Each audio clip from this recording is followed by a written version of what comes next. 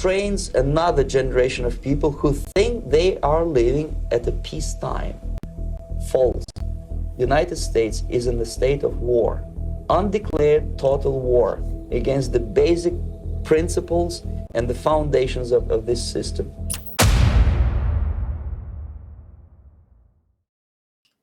Here we are, Uncle Tom 2. So,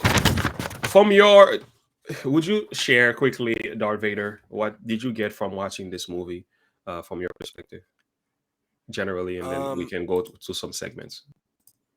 Generally, what I got from it was there was a lot of things about the civil rights movement that I didn't realize before. There's a lot of things about it that I didn't know. That I found very interesting. Yeah, me too. Me too. First of all, I want to say, in order to understand Uncle Tom 2, you need to watch Uncle Tom 1 because it sets the foundation for this one. But this stuff opens your eyes in ways I never thought was even possible. Like the lies were so deep. It's like onions. It's like layers of onions, deep in lies, deceptions in which most people are not ready to hear this. They're gonna be like, "No way, no way! This is political identity politics. This is nothing but conservative talking points." They're gonna aim all these different things at it. But if you watch the movie, if you watch the entire movie, and you are honest with yourself, you will sit back and say, Lord Jesus, what have they done to us? That's literally what you will say. And that's kind of a good thing because it opens your eyes. You know, our next live stream, Darth Vader, I'm hoping maybe Sunday or something. There's a video that I found. It's under the movie The Truman Show. You've seen the Truman Show movie. What this person does, he breaks it down and show you how the Truman Show had something to do with, you know, with the stuff we're experiencing right now, which is a good follow-up to this. So there were several things that came to my mind as well as I was watching this. The real history of Black people, where they've been. There were some serious names. Karl Marx came up, and also Antonio Gramsci came up, a philosopher who also was a disciple of Karl Marx, and there were many other things. The education system, the theory of evolution, the influence that it had on the mind, on the mind of the masses. Barack Obama's influence, oh my Lord. These are some things I have on my notes here. Manning John, that I had to get the book, man. He had a book where he was trying to open the eyes of many people. Saul Alinsky. Most people don't even know who these people are, but we need to, because that's why you need to watch Uncle Tom too, because Saul Alinsky gives the blueprint for what Black Lives Matter movement, the organization as a whole, has been doing in the community. If you understand how they go about marching and the way they do it to get politicians to submit to them, you need to understand Saul Alinsky's influence and his practical Marxist ideology with boots on the ground stuff. You gotta watch the movie to get that. Eric Maine, I didn't know Eric Maine was the white man who has helped Patrice Collars and the other two lesbian women to start the Black Lives Matter movement. And that Eric Maine is someone you guys need to look into as well. So there are many other things. Definitely Booker T. Washington came up, and Rodney King. There was a story behind Rodney King's stuff that I didn't know. I'm telling you, the Uncle Tom movie has certainly left me flabbergasted, because I'm like, I can't believe what I'm watching right now. But the evidence is so strong, only a fool can deny the effect of that, you know. So we're gonna move on with that. Darth Vader, you can do what you need to do. So we're gonna start with part number 1 when you come back. All right, let's do it. Let's move on, and I'm gonna start here with the movie. Let's begin with 5 minutes and 48 seconds. This is going to give us an idea of how Blacks were before all the issues we now have. Let me All right, let's begin here. Today, Black people are constantly being told that because of slavery, because of systemic racism, that their anger and their bitterness and their rage is justified. Is it possible that as Black people, we are experiencing a PTSD from what they went through 401 years ago? Absolutely. Absolutely. Just because we didn't experiencing it, us learning about the history or even from family stories, it's the same thing. What did she just say, Darth Vader? Okay. First off, anybody who has been in the military or has any experience experiencing PTSD will tell you straight up, you do not experience PTSD unless you've actually experienced something yourself. Yeah. You cannot experience PTSD for someone else. Yeah. Like generation of, like your generation and so on, almost to the point of your DNA. That's kind of where they're coming from, psychologically I'm sorry, speaking. as a veteran and someone who's been through the grinder, Mhm. I take offense to that. Yeah. Yeah. I find that very offensive that you can say that, yes, you're experiencing PTSD from something that happened to your ancestors. family hundreds of years ago. That's not even psychology. That's not a freaking thing. That's not true. That's not true. I had the same discussion with my wife, and she was trying to help me to understand how that can impact. I'm like, honey, that's not true. It's just that even the Bible tells you this, like the sins of your fathers are not to be reflected on your children. Now, here is the difference. There are characteristics or characters, or you can receive from your parents' DNA predisposition, certain behavior, certain attitude. You can get that. You can get, because from a sinful perspective, there are things that your fathers did do that can impact your character, that can cause you to become an alcoholic. There are some sexual sins as well. If your parents had struggles with these things, they can pass down through the DNA. Which is but why you I still, don't drink. you still, yeah, there we go. But you still have to make a choice to these things. Like none of them have control over your. That's the thing people have to understand. The choice that God has given us can override no matter what circumstances you faced. So no matter what your families or ancestors had been through, you still have the choice to choose otherwise. That's the thing. You have to highlight that. But you may be tempted to think this way. You may be tempted, you may have a stronger temptation toward alcohol, sexual this, or sexual that. You may be bent toward homosexuality because of what your parents have gone through. But to choose to be a homosexual, to choose to be an alcoholic, it is really a choice. Now, there are things that can trigger these behaviors, but at the end of the day, I still have to choose to submit myself to it. But again, that doesn't necessarily mean God can help you either. But to say that PTSD falls in that category, that's just nonsense to me.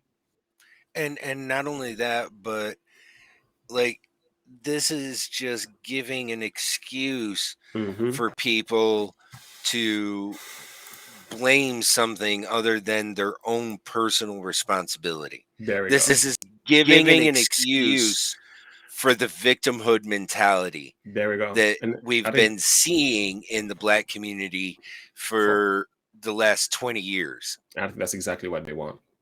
We can't keep allowing that. Let's keep going.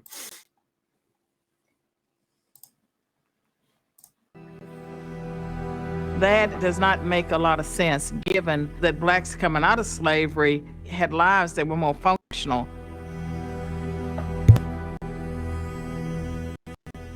The functionality of Black lives at the turn of the century was because Blacks were deeply religious people.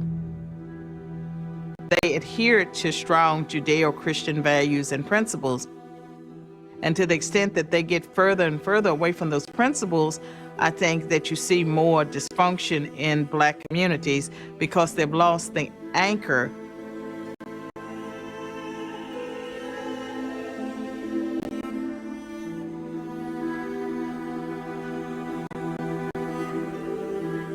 Church was the central point. It was center point of social gathering. culture, religious activity, everything. Every Sunday, you woke up, you had breakfast with your mom and dad, and then all of us came out of the house at the same time, and we start walking toward Sunday school.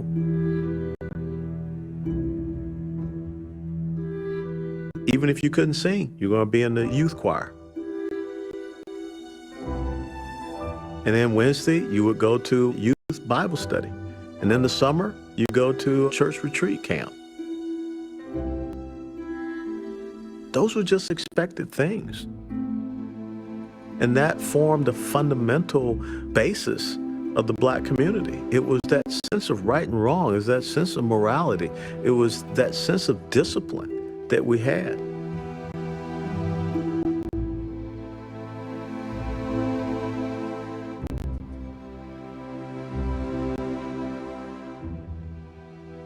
The church was producing hope.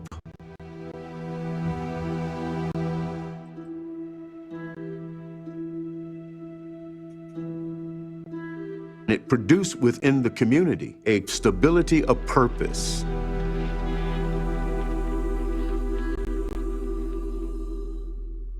It held us together. Families were strong. Dad was there. Mom was there. The children were growing up under the influence of a two-parent home. That all changed. It's not because of racism. It's not because of police brutality. It's not because of slavery. It's not because of Jim Crow. It's not because of white supremacists and white privilege and all that crap they're telling you now. It's because of lack of character. This the gutter right here, you feel me? Niggas die for this shit, niggas die in jail for this shit. Exactly. You know what I'm saying? Like, niggas die for this shit. Niggas live for this shit. Nigga, I'm born and raised. Niggas in jail for this shit. TG. Free all the homies, everybody. Free Lil Dub, Lil.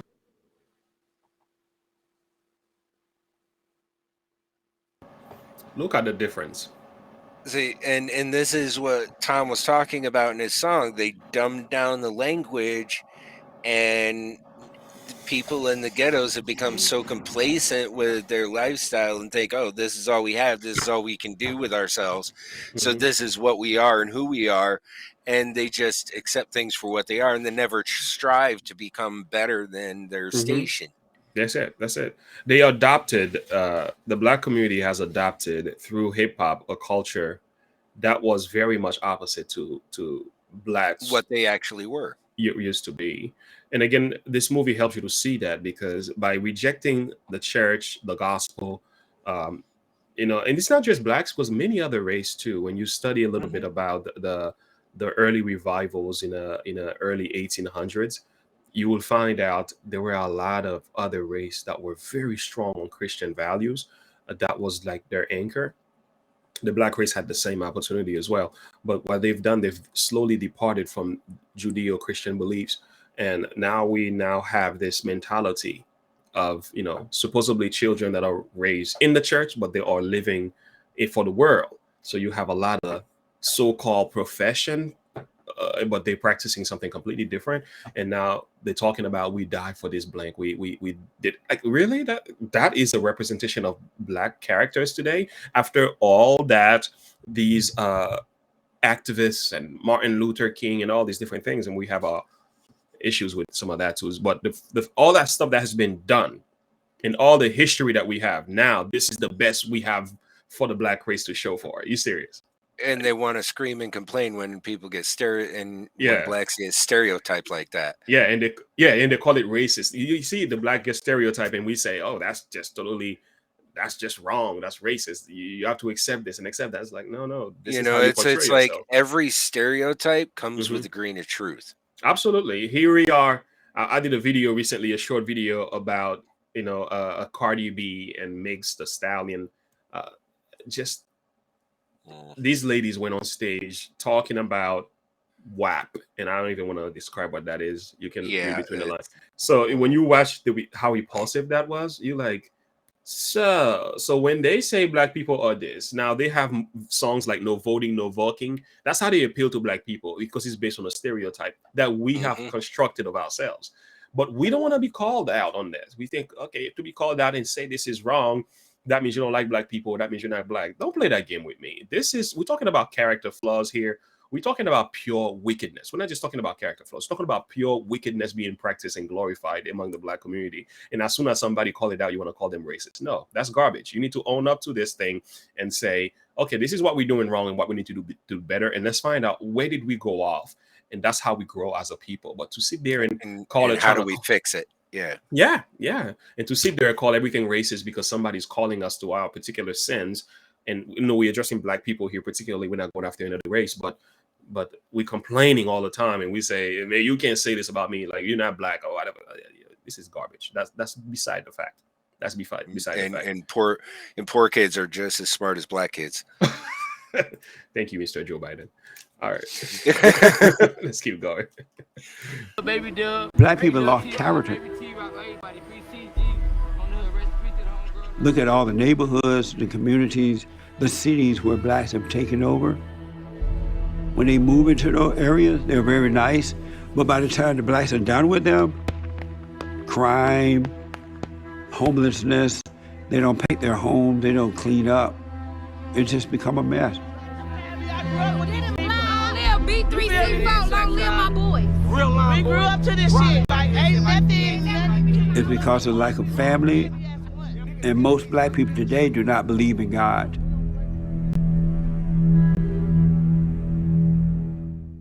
They believe about him, but they don't believe in him. It wasn't that way when I was growing up, but it's that way today.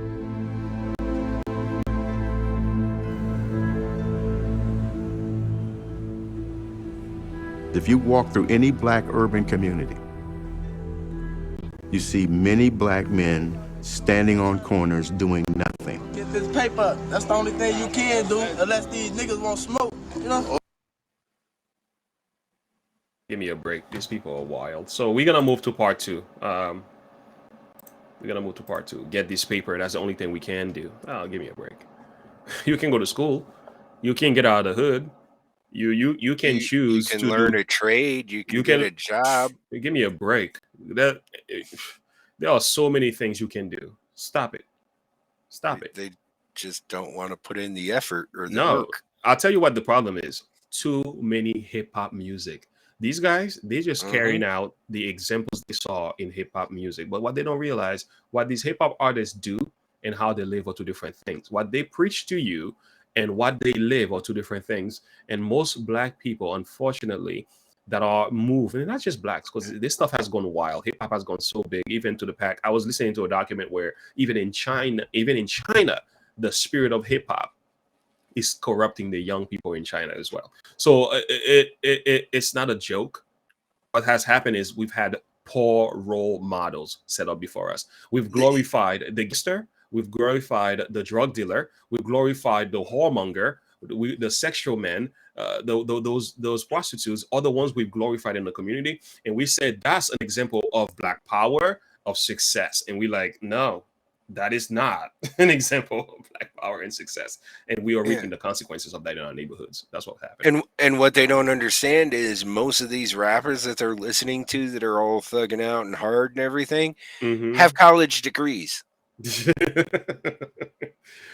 Seriously, like most of them have like college degrees in business and things of that nature. Yeah, and they live a decent life, you know. It's crazy. I was saying to Cardi B, she was on Instagram and she was doing all her stuff, grinding and all that, you know, stuff. And her daughter walked into the room, you know, and she quickly covered herself up, covered the eyes of her daughter, and, you know, okay, how you doing, honey? All right, go over this way, and da. And as soon as the daughter went out of the camera, and she went back to the screen, started stretching her stuff all over again in front of our sons and daughters. I say, you are such a hypocrite. So you are standing in front of the screen, grinding and showing our sons and daughters how to treat women, how our daughters are to open their legs to other men who are not even their husband. They get into prostitution. They're getting sold out, they're being pimped out, sex slave. You are part of that culture. So, but you cover the eyes of your own daughter. Mm-hmm. You make sure you stay married to your husband while you're making videos about women putting stuff down their throat. This is what you do. But nobody's allowed to call you out on it because it's entertainment. It's good for our culture, and no wonder why the suicidal rate is so horrible. It's horrible. That's just it. It's terrible. It's terrible. But nobody can call you out on it because it's racist. Oh, please give me a break. Anyway, let's move on. So this is part 2 where we are talking about the power of. We're moving now to secular education. Let's look at that. Yeah. Gotta switch the sound around. Okay. Thank you. 37.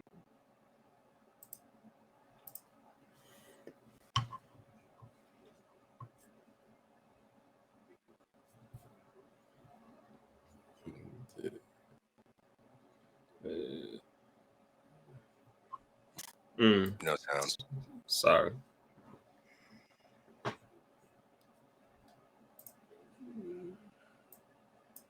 One room schoolhouse. That's how. Generation by generation. Most people assume that mandatory government education has been the norm throughout the history of the world. It hasn't even been the norm throughout the history of America. Mandatory government education doesn't exist until the latter part of the 19th century. Before that, it was unthinkable the government would be in charge of education. Education is not mentioned in the U.S. Constitution. It is not part of the purview of the United States government. Before mandatory government education, where is education controlled? Church and the family. Homeschools, dame schools, one-room schoolhouse. That's how everybody's educated. Why do you need to control education in the Marxist worldview? To supplant Christianity and to replace it with secularism.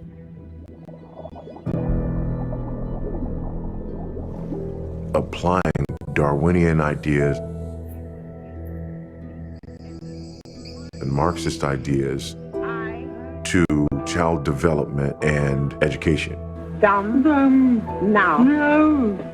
In Tennessee, there's still a law against teaching the theory of evolution in public schools. That law was tested once in 1925 in the famous monkey trial.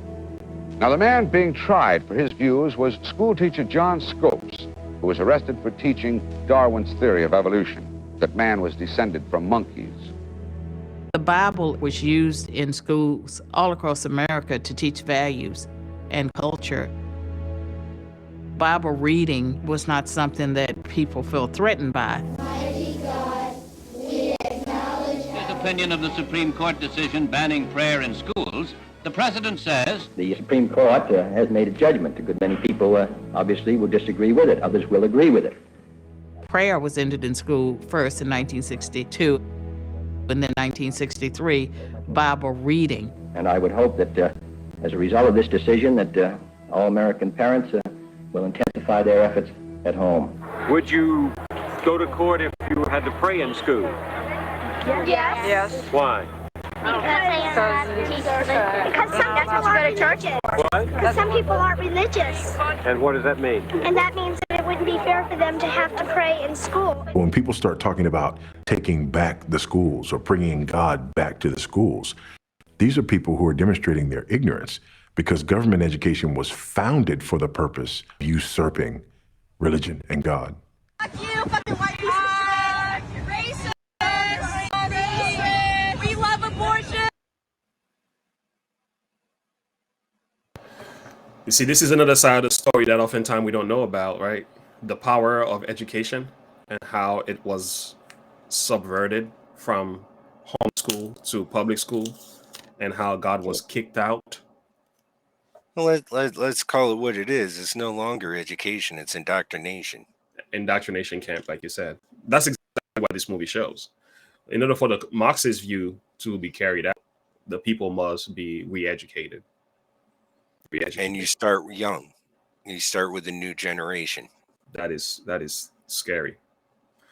That is scary. So we can move to the next part here. We're talking about ideological subversion. Now, this part here, I gotta tell you, that's gotta be my favorite part, because there goes a thinking individual.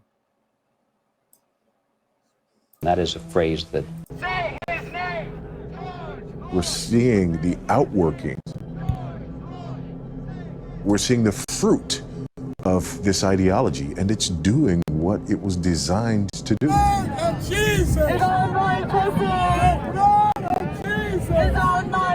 The fruit of an educational system that has totally destroyed. Did you hear what they were saying? Did you hear what they were saying, Darth Vader? Yeah. I'm not even going to repeat that. Let's continue. Yeah, that it's not worth repeating. Destroyed our country. You're seeing the impact of Marxian ideas, the impact of secular humanism in the schools. Ideological subversion, that is a phrase that I'm afraid some Americans don't fully understand. When the Soviets use the phrase ideological subversion, what do they mean by it? Ideological subversion is to change the perception of reality of every American to such an extent that despite of the abundance of information, no one is able to come to sensible conclusions in the interests of defending themselves, their families, their community, and their country. It's a great brainwashing process which goes very slow. It takes from 15 to 20 years to demoralize a nation. Marxism-Leninism ideology is being pumped into the soft heads of at least 3 generations of American students without being challenged or counterbalanced by the basic values of Americanism. And you can see it quite clearly that the influence of Marxist-Leninist ideas in the United States is absolutely fantastic. The demoralization process in the United States is basically completed already. The result you can see. Most of the people who graduated in the 60s, dropouts or half-baked intellectuals, are now occupying the positions of power in the government, civil service, business, mass media, educational system. You are stuck with them. You cannot get rid of them. They are contaminated. They are programmed to think and react to certain stimuli in a certain pattern. Not even Comrade Andropov and all his experts would even dream of such a tremendous success.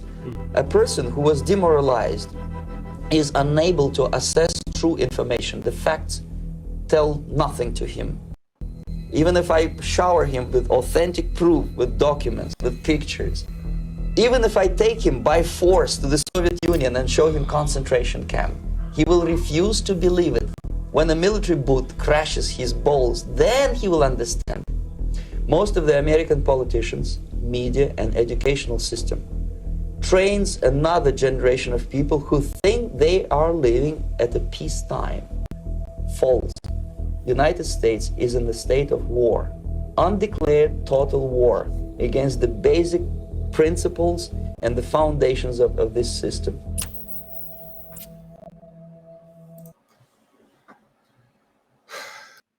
This has to be one of my favorite part of the entire movie, this idea of ideological subversion.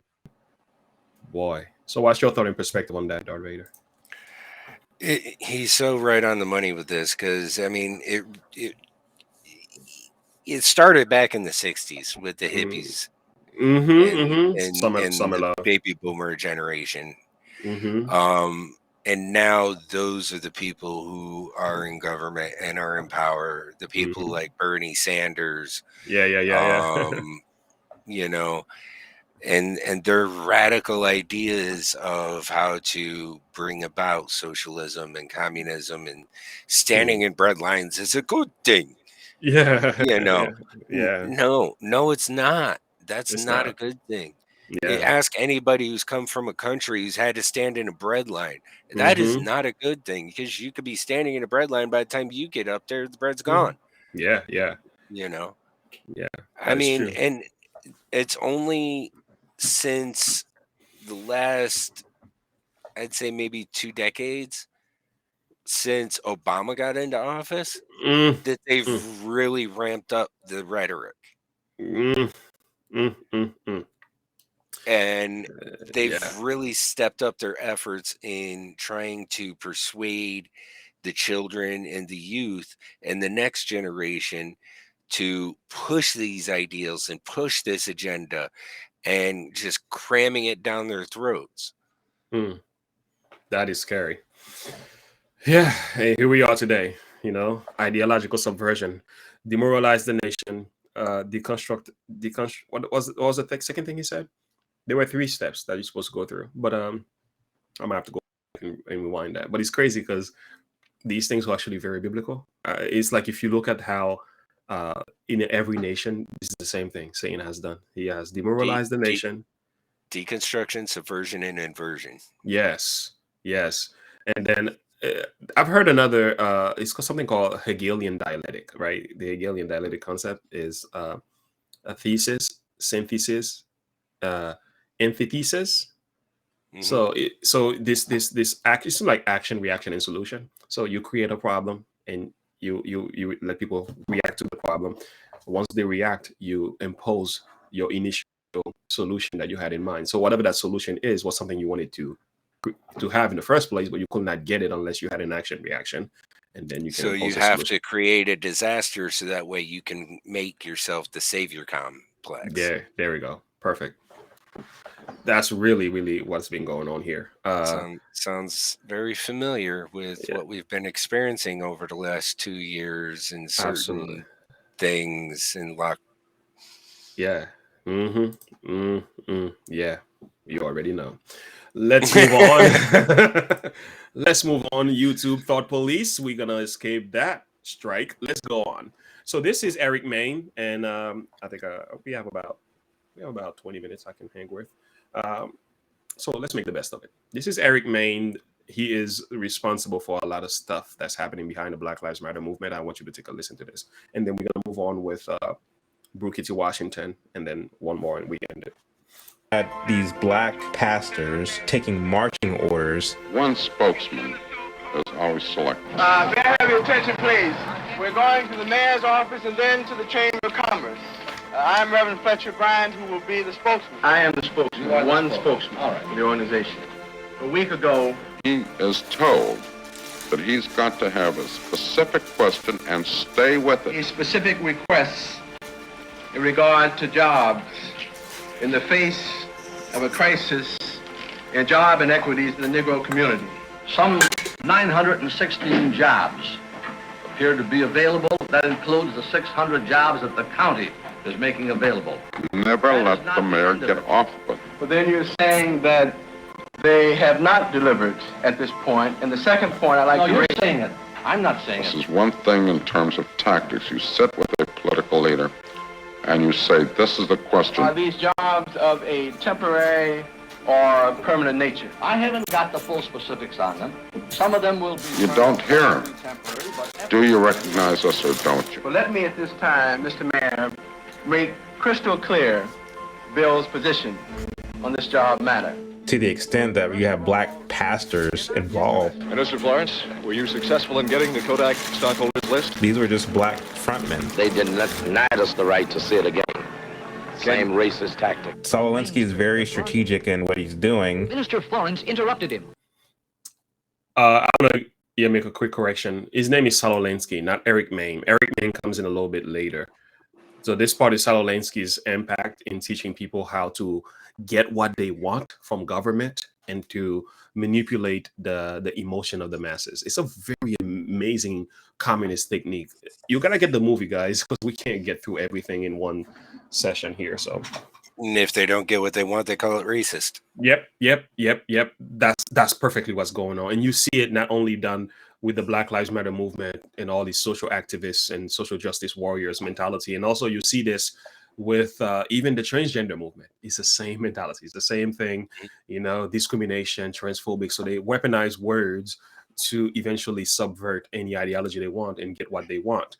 And if you notice, back powerful. then they had to use black pastors because they knew black people were so into their religion and they were so tied to it that they had to use black pastors to get this agenda pushed forward. Well, they couldn't do it without the help of the black ministers because, like you said, we rely so much on our black pastors back then. It should have never been the case, period. We should have relied more on the word. But the church involvement was crucial. Without the church submitting to that, there was no way you could have gotten, this change. And that's why I said before, there is a statement that goes like this, right? The sins of the world lies at the doors of the church.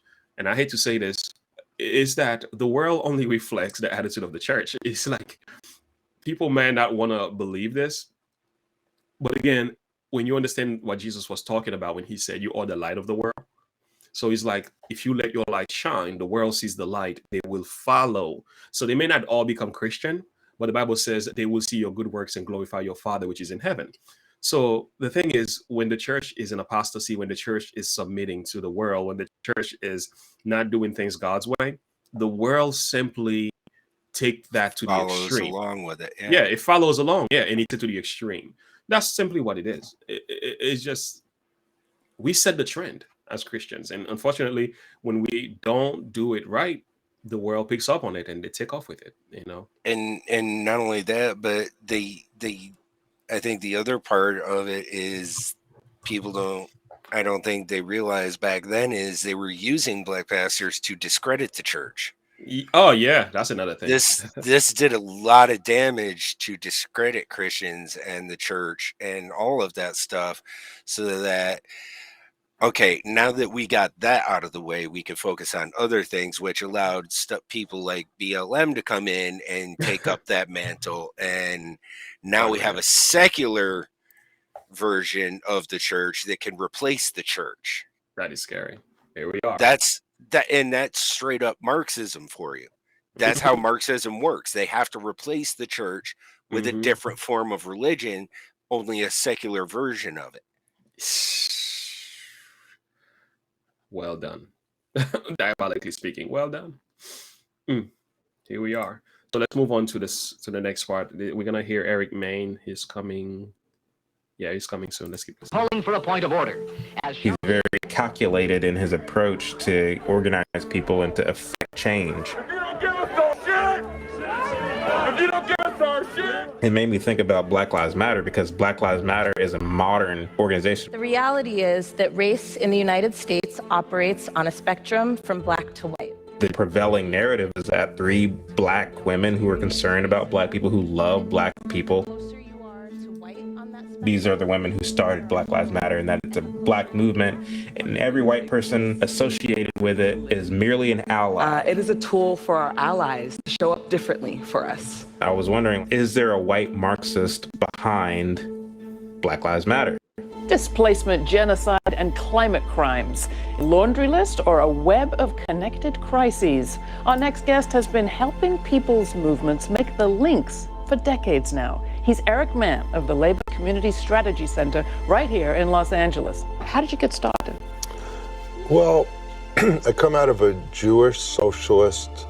What I found is Eric Mann. I've been organizing with the Congress of Racial Equality, Students for Democratic Society, worked with the Black Panther Party, was in SDS, was in Weatherman, went to prison for political issues. When you look into Eric Mann, you look at what he believes and what he wants. Free the U.S. 2 million prisoners and 100,000 less police. Free, safe, and legal abortion with public support and financing, and minors having the right to abortion without parental consent. Reparations for the transatlantic slave trade, unconditional amnesty and option of citizenship for 12 million immigrants, end the war on drugs.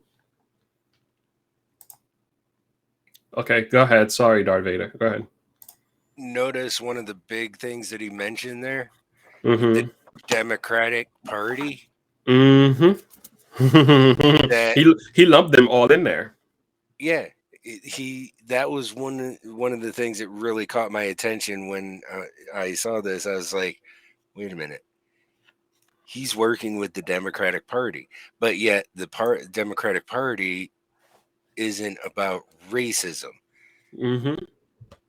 Supposedly. They're supposedly about not racism, but yet everything that he says in this section is extremely racist, and not white racist, but black racist. Yeah, I think what's happening, a lot of people that are racist, they've attached themselves to movements to supposedly debunk or get rid of racism, but they really are the one promoting racism. It's like you never heard the idea that goes, if you can't beat them, join. If you can't beat them, join them. So it's literally what happened. So there is a history in the church that I've studied before.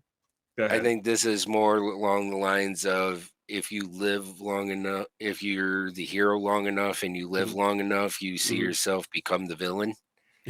That's crazy. So yeah, that makes perfect sense. There's a history of the early church, and when you study this in Revelation chapter 6, it's talking about the white horse, the red horse, and the black horse and the pale horse. When you carefully study it, it's really giving you a history of Christianity. There's a lot of people who misinterpret that completely, but when you carefully study this, actually, I have a whole study on one of my other YouTube channels about that. But when you study this, it's like the white horse was like the early church. They were pure, they were conquering hearts, they were sharing the gospel and everything. And then here came the red horse. The red horse was like bloody persecution under the Roman Empire. Christians were not allowed to do this, and they were thrown in amphitheater. They were being killed under Nero and so on, and all these different emperors, Roman emperors. So the Christians were being persecuted, but they continue to be strong. And when you study about the black horse is significant, because what the black horse shows you was that the red horse was trying to kill them, but the red horse realized the more we kill Christian, the more they grow. So how about we get into the church? So what the black horse, under the black horse, what happened is the pagans went to church. So supposedly Constantine became a Christian, so he went inside of the church and got baptized, and he brought all these pagan ideologies and all these so-called relics. He begins to worship the idols of the pagans and give them biblical names. And this is kind of where the Catholic Church was birthed, because all these so-called idols we see in the Catholic Church today, you may think, oh yeah, the Catholic Church, they got all these saints, but no, actually these were pagans idols that Constantine brought into the church, and they were Christianized and they were labeled Christians. None of them actually had anything to do with any saints, not the Apostle Paul. Mary became the mother of God. All of this stuff were not, these were the Queen Diana. Saint Peter really was the god of, there were all these different pagan gods, really, the sun god. So when you study all of that, you're like, oh, look at that. All these pagan idols went into the church, and what they were able to do, instead of me overcoming the church with war and fight, how about we infiltrate the movement and then we subvert it from within? That's exactly what these Marxist ideology have done. They know we can fight America with war and weapon. They know they don't stand a ghost of a chance against our military. So I'm not it's a necessarily war of ideals. Yeah. So instead, we're gonna change the ideology. Let's submerge. Let's find a weak spot. Let's go through the back door, and let's just get in there with under the notion we are here to help. So in that process, we end up subverting them from within. There's actually a video game called Sid Meier's Civilization, and when you're playing it, you go to an opposing city, and there's two ways you can take it over. You can either take it over via an army, or you can send in your diplomats and subvert it and take it over subvertively. Yeah, and that's what's happening here is the Trojan horse. Yeah, basically it's the Trojan horse. We're being taken over subvertively. That is a crazy. Here we are. It's crazy. I have to give them credit though. Diabolically speaking, well done. All right, let's move on to okay. Let's move on to Booker T. Washington.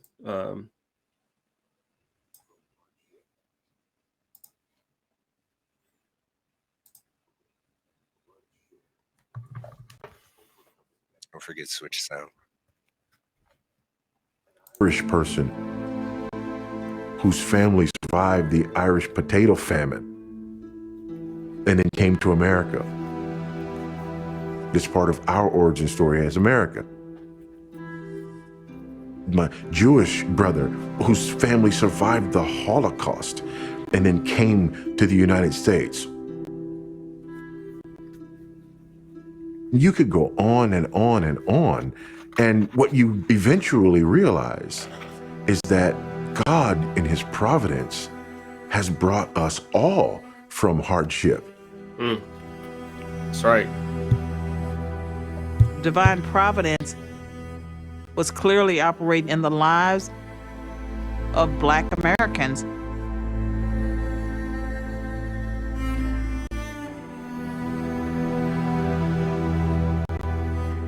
Yes, slavery was horrible, but out of slavery came Black America.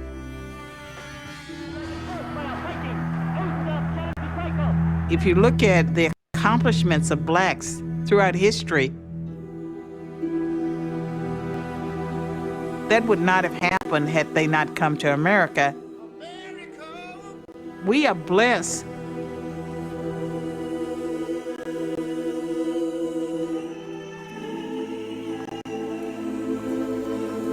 It is a great satisfaction to have connected with the race of men and women who are able to do something that enhances the comforts and conveniences of life. As you go on, increasing your ability to do things of value, you will find that the problem, which often nowadays looks more and more difficult of solution, will gradually become easier. Booker T. Washington was my hero. When I was in high school, they used to take us over to Tuskegee. Every summer, we would spend a week over there, staying in the dorm and learning about Booker T. Washington. A lot of Black people don't understand what he was all about. When he came to Alabama, when he came to Tuskegee, he pushed work, industry, and the books. He didn't have pity on these former slaves. We must recognize the fact that our capacity is very largely different from that of the people of the white race. I know we like to say the opposite. It sounds well in compositions, does well in rhetoric, and makes a splendid essay. But to say that we are equal to whites is to say that slavery was no disadvantage to us. This is all we can say of ourselves. With proper development, our condition and capacity will be the same as those of the people of any other race. This was crucial for me. This was crucial for me, what he said here. We're not saying there's history. We're not saying there wasn't an impact. We're not saying there wasn't pain inflicted, a level of disadvantage. We're not saying there isn't one. What we are saying is, let's stop making excuses for moving forward. I think that's literally what he is saying in summary here. And every other race will say the same. Yeah, and that as an ethnicity, you can rise above it. Yeah, ethnicity. Yeah, much better. Yeah, you could, and every other ethnicity have done that. Yeah, and especially that's what America is the melting pot. It gives you that opportunity. We have that opportunity here to do it. There's no other country that is more blessed to be and exist as a Black man than the United States of America. There is none other. And quite honestly, I think that's something that the Black community is lost sight of, is that it's about equal opportunity, not equal outcome. Just because you think you deserve it doesn't mean you don't have to work for it. Yeah. You have the opportunity to get it. You're only going to get out of it what you put into it. That's right. The outcome has a lot to do with how much you invest in bringing about whatever change is necessary. So the opportunity is given to you, but the outcome is not. And the same is true for every other race. And I think if you look at a lot of other Blacks from different countries, like, from Haiti and from Africa, from different parts of the world, when they come to the United States, they prosper naturally. You don't catch very few of those you're going to see on the streets. You're going to see behind bars. Majority of them come with a different mentality because they know what suffering is like, what pain is like. They know what injustice is like from their own country. When they come here, it's like, man, there's so much you can do here. Like, what excuse do you have living in this country? You're not disabled. You can work. You're not sick. It's like and you have no reason. Take their opportunities for granted. Yeah, they do. Really do. Yeah, and it's not good.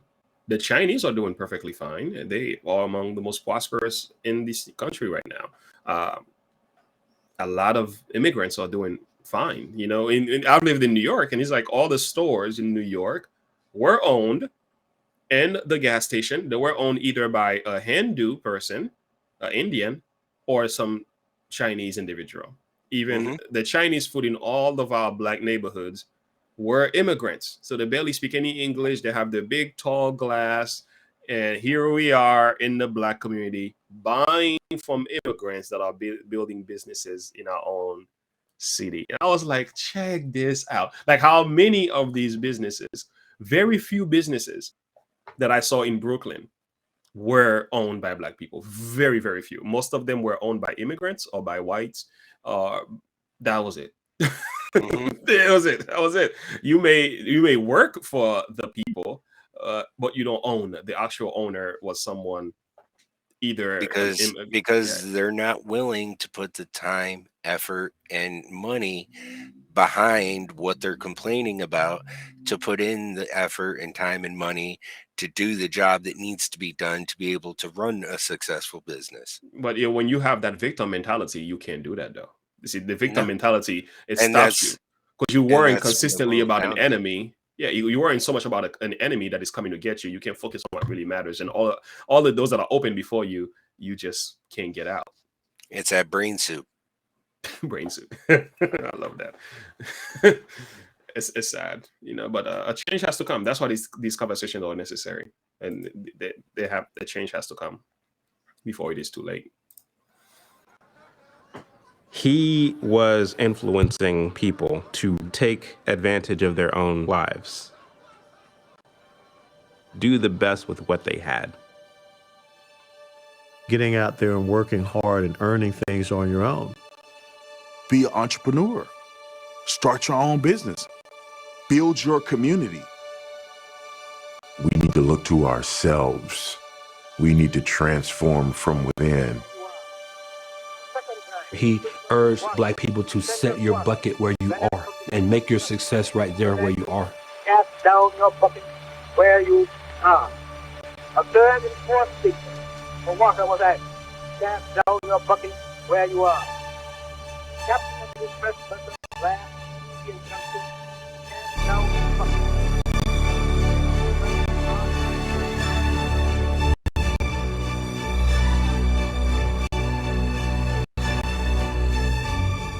It is said that necessity is the mother of invention.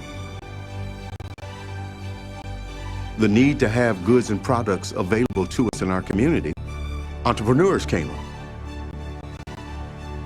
Black stores, black doctors and dentists and other professionals established their business, influenced by a Judeo-Christian ethic that says if you don't work, you don't eat.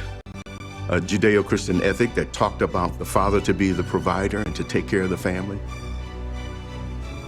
Innovation and creativity produced the kind of responsiveness that we see take place. Texas, Georgia, Atlanta was bustling. Oklahoma. No one ever loses anything by being a gentleman or a lady. No person ever lost anything by being broad. Remember that if we are kind and useful, if we are moral, no matter what people say about us, they cannot pull us down. But on the other hand, if we are without the spirit of usefulness, if we are without morality, without economy and property, without all those qualities which go to make a people and a nation great and strong, no matter what we say about ourselves, we are losing ground. Nobody can give us these qualities merely by praising us and talking well about us. And when we possess them, nobody can take them from us by speaking ill of us. When you look at these pictures, you get a sense of what Black life was like in an era where we're told that Black people were unhappy. Some of them look pretty prosperous. Richard Samuel Roberts, he captured almost 2 decades of Black life in the South during a time when today we're told Black people could not mobilize upward. And in these photos, it tells a true story.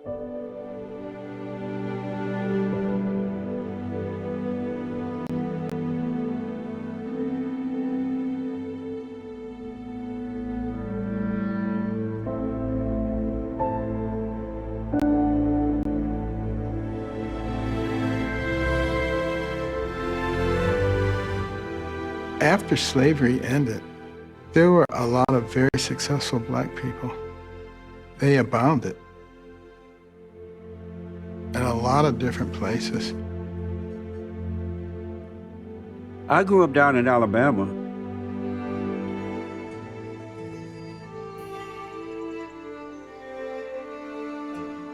When I was growing up, we were not raised to hate.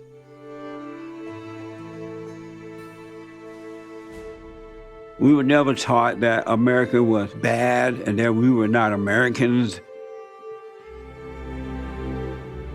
We were raised to love America. We were taught about slavery, but not in a way where it made you hate. My family and other Black people around me were working their own land. Those that wanted to go to college went to college, or they started their own business.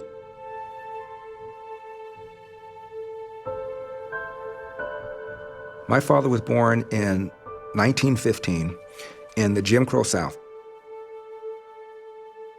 Athens, Georgia. My father always taught my brothers and me that the door is wide open. I never felt like I was a victim. I never even felt we were poor. I remember thinking my father was rich. I remember asking my father for a quarter, and he went in his pocket and he gave it to me. I thought, I thought my dad was rich. My dad was a janitor. Elder did not come to his politics by accident. His father, Randolph, was dirt poor with little education. He went to night school, held down 2 jobs, and raised a family. He was a janitor until I was 10 years old. Then he started a little small business, a cafe not too far from downtown LA. And my father was always about working hard and not making excuses. When Larry says, look, if you just forget the issue of racism, just put your head down, study hard, work hard, you're going to be all right in the end. You think that's true? It worked for me. It worked for me. That was Black America, but it's an America that we don't learn about, specifically because whenever you have something to be proud of, people have less of a chance of controlling you. People walk around talking about make America great again.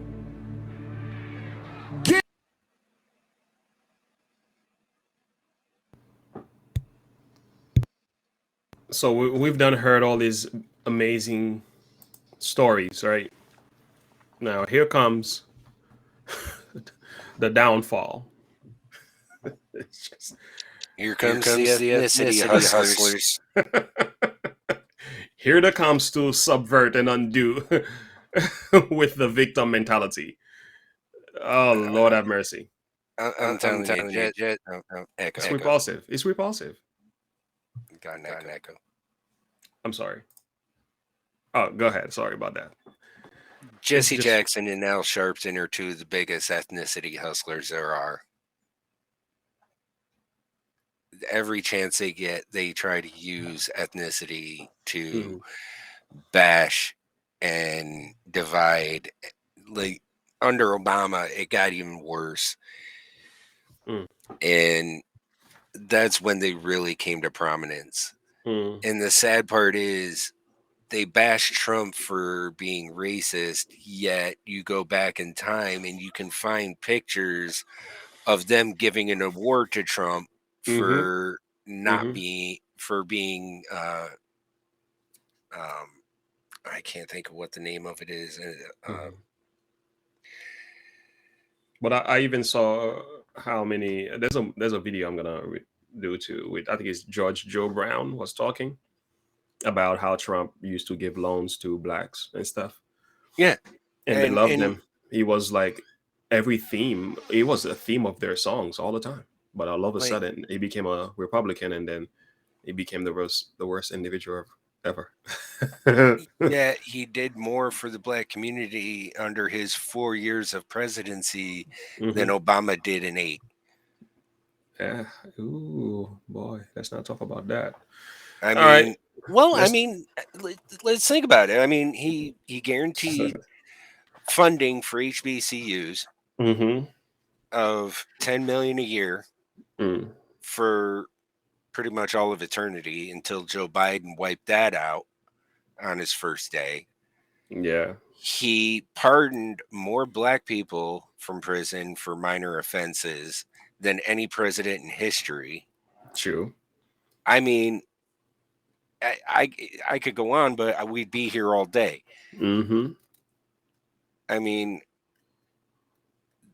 there was not a single racist bone in his body. And when they tried to take that comment he made about Charlottesville, everybody, if you can't see how that was taken out of context, then you're either willfully blind or you're just brain soup at this point, because you don't have a functioning brain. I'm sorry. That's just the way it is. It's true. Because he said, aside from the neo-Nazis, because I condemn racism in the utmost. I've heard that. There were both good people on both sides. He was talking about the local population of Charlottesville, not the people who were bussed in from Antifa or the neo-Nazis. He was talking about the local population of Charlottesville. That's not a racist statement. No, it's not. But, you know, race hustlers will find racism and even create it, even if it doesn't exist. You and I know that. Exactly. And Al Sharpton, like I said, Al Sharpton and Jesse Jackson are two of the biggest ones there are out there. I've said it time and time and time and time again. I've been screaming it from the rooftops. And the only reason they do it is because it makes them rich. Yep. That's really now what I want to know is who's pulling their strings. Well, if you watch Uncle Tom too, you get the picture. So let's take 2 more minutes of this and then we're gonna wrap it up. Okay, guys. Let us know who else is watching with us still. Let's keep going. Enslaved, and then had to fight Jim Crow, and then fight for the right to vote. It has now gotten to the point where it is impossible for me to believe black leaders and the black struggle in America. I see the lies and the manipulation from the media, black leaders, the dumb, ignorant, cowardice, brain dead people who are ruining our country on a false narrative. I'm willing to deny 90% of what people are saying. You know, I imagine the slaves. Here's why. Thought, thank God we're gonna all be one. The first legal slave owner was a black man. Hundreds of black people owned slaves during slavery. But yet our entire plight of the black community is because of slavery.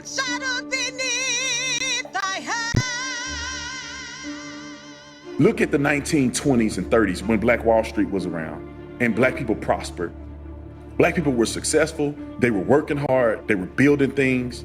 Concentration of black success and wealth in the 20s and 30s that we don't even see today after the civil rights movement.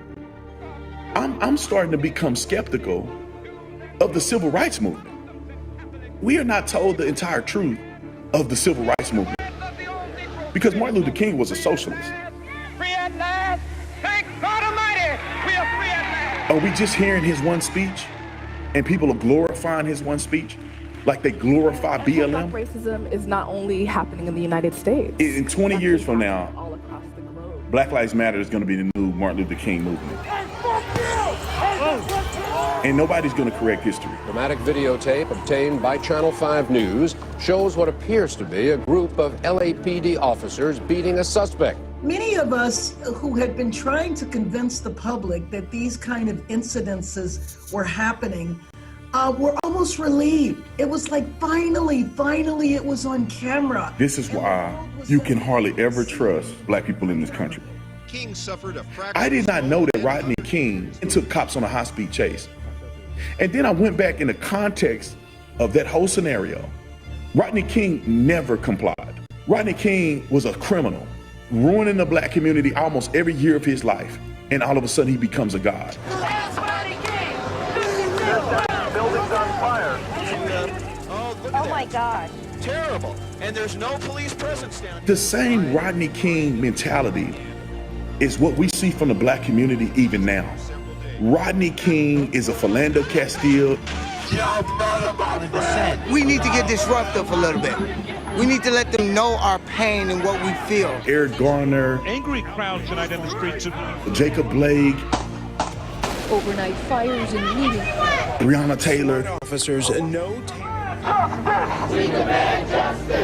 dramatic videotape obtained Rodney by King is the same thing that they're doing The today. death of Eric Gardner. Philando Castile. Deadly police shootings. And we are brainwashing people into believing a history that never happened. Memorial Day marks 100 years since the Tulsa Race Massacre. The infamous massacre that took place in Tulsa, Oklahoma, 1 century ago. The worst incidents of racial violence in this country, the Tulsa Race Massacre of 1921. The Tulsa Massacre was a race riot before, 2018. These Black activists and scholars turned it into the massacre. Race massacre. Race massacre. Tulsa Race Massacre. President Biden will visit Tulsa, Oklahoma to mark the 100th anniversary of the Tulsa Race Massacre. This was not a riot. This was a massacre.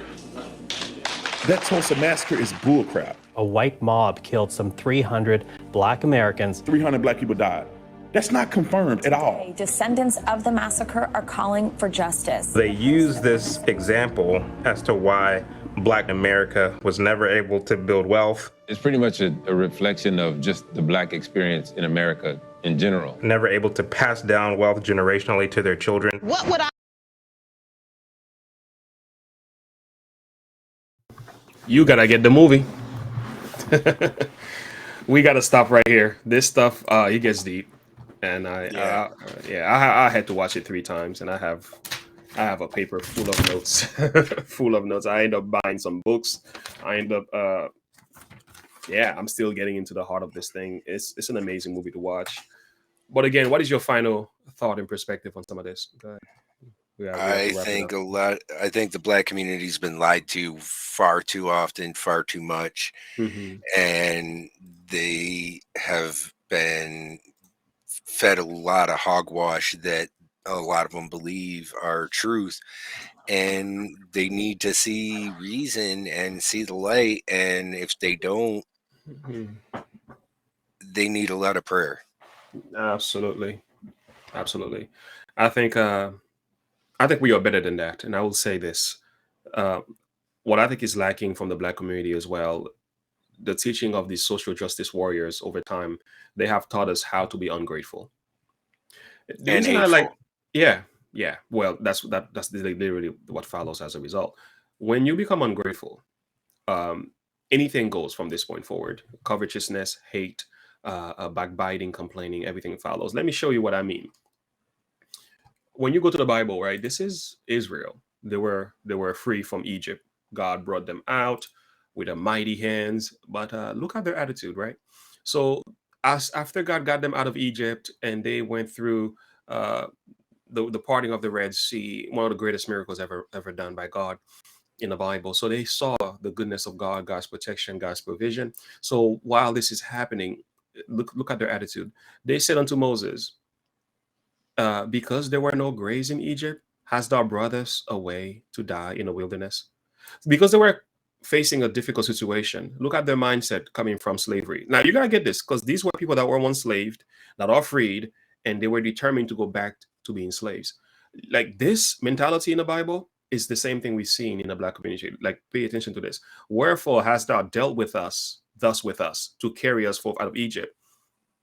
And then here it is. Their attitude is, we were in Egypt, we were slaves, and you brought us out. You brought us out here to die. Look at what they say. Is this the word? Is this the word that we did tell thee in Egypt, saying, leave us alone, that we may serve the Egyptians? For it had been better for us to serve the Egyptians than we shall die in the wilderness. You got this thing? Look at their attitude, right? You freed us from Egypt. You brought us into you journeying with us into this promised land. But the attitude of the people was this: yeah, you have gotten us out of Egypt by the grace of God, but you have not gotten Egyptians out of us. It's beautiful. Like, I mean, not beautiful, it's scary. So the thing is, a lot of what I'm seeing in this passage is very much parallel to what we're seeing happening among the Blacks. And again, it's not just Black people's fault. It's a mindset. Our ancestors were slaves, and we supposedly are now free, but the mentality is, I want to go back to slavery. And this stuff happens spiritually as well. We come out of sin, and God is leading us on to a better land. And the natural heart is, I want to go back to the way things used to be. It's this natural progression toward apostasy.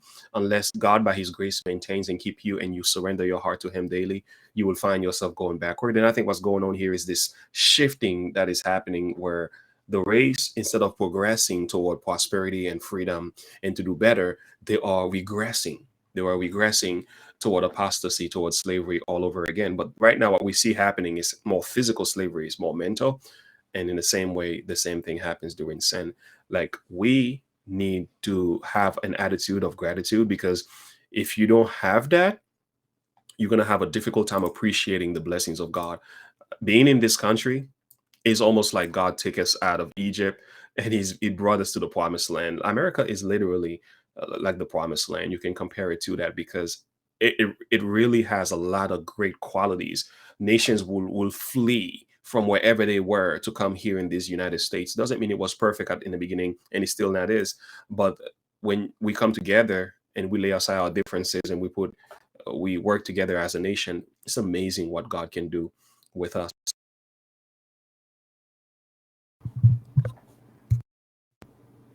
Can you hear me? Can you hear me now? Yeah, you're good. Like, my mic just went out for me. I don't know why. But anyway, so this is it. I know. Oh, there it is. I'm looking for Philippians chapter 4, verse 6. Be careful for nothing, but in everything by prayer and supplication with thanksgiving, let your requests be made known unto God. And the peace of God, which passeth all understanding, shall keep your hearts and mind through Christ Jesus. And this is the part I want to highlight. Don't worry about what's going wrong, right? But you pray, you supplicate the throne of God, but you must have thanksgiving in everything. So when you are thankful, man, you learn to go past your present circumstances. You like to look beyond. And I think the Black race has been taught to be ungrateful. And as a result, there's hate and there's all kind of issues. We have so many opportunities here in this country to do better, to be better. And I think the enemy loves to see people just complain and whine and pine. It doesn't work for them. Israel, they were supposed to leave Egypt and go to the promised land in 40 days. 40 days. Because of their sins, they spent 40 years in slavery. So even though they were freed from Egypt, but they were still enslaved with the Egyptian mentality. They had that. They were still mentally enslaved. They stayed in the wilderness for 40-something years because they didn't want to go along with God's plan. We are repeating that history as Black people. If we're not careful, we are repeating exactly that. We are repeating exactly that, and it's scary. And that has to change. Yeah, that's pretty much where it comes down to is you're basically seeing history repeat itself. The whole thing with the civil rights movement and everything is just a vicious cycle where it's coming back around to repeat itself, but it's all falsified, made up, and convoluted crap that is all in people's heads. They don't look at this country for what it is and the opportunities that they're given. Yeah, it's a shame. It's a shame. Michael, you said Booker T warned people about the race pimps like Jesse and Al Sharpton will benefit from their grievance industry. He did. We didn't listen to them. We thought these guys were not good enough. A lot of people in the past warned us about a lot of things that are happening now, and people didn't heed their warnings. Yeah. Here we are. Well, guys, it's been real. Certainly like and subscribe, comment below. These videos will be coming out in spurts later on. I mean, maybe tomorrow. We have a few more videos coming out this week. I have like 2 more videos coming out today. All right, my man. Thank you so very much. God bless you, everyone. Thank you.